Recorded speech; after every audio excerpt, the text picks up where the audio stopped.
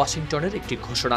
যুক্তরাষ্ট্র জানায় খুব শিগগিরই ইরানে বড় ধরনের হামলা চালানো হতে পারে। যুক্তরাষ্ট্রের দুটি সরকারি সূত্রের বরাতে জানা যায় আজ শনিবার অথবা আগামীকাল রোববারের মধ্যেই ইরানে নতুন করে হামলা চালানোর পরিকল্পনা রয়েছে ওয়াশিংটনের, যার ফলে মধ্যপ্রাচ্যে আবারও তৈরি হয়েছে বড় ধরনের সামরিক উত্তেজনার আশঙ্কা।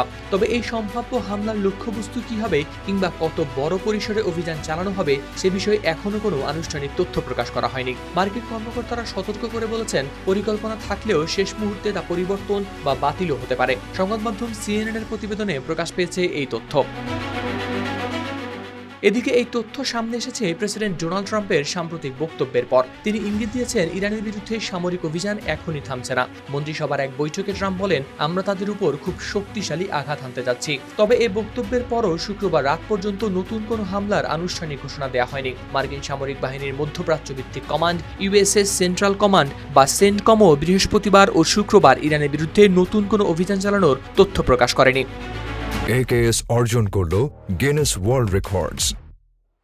AKS এর আগে চলতি সপ্তাহের শুরুতে যুক্তরাষ্ট্র জানায় জর্ডানে অবস্থিত একটি মার্কিন সামরিক ঘাঁটিতে ইরানের হামলার চেষ্টার জবাবে তারা ইরানের বিরুদ্ধে এক দফা বড় ধরনের হামলা চালিয়েছে।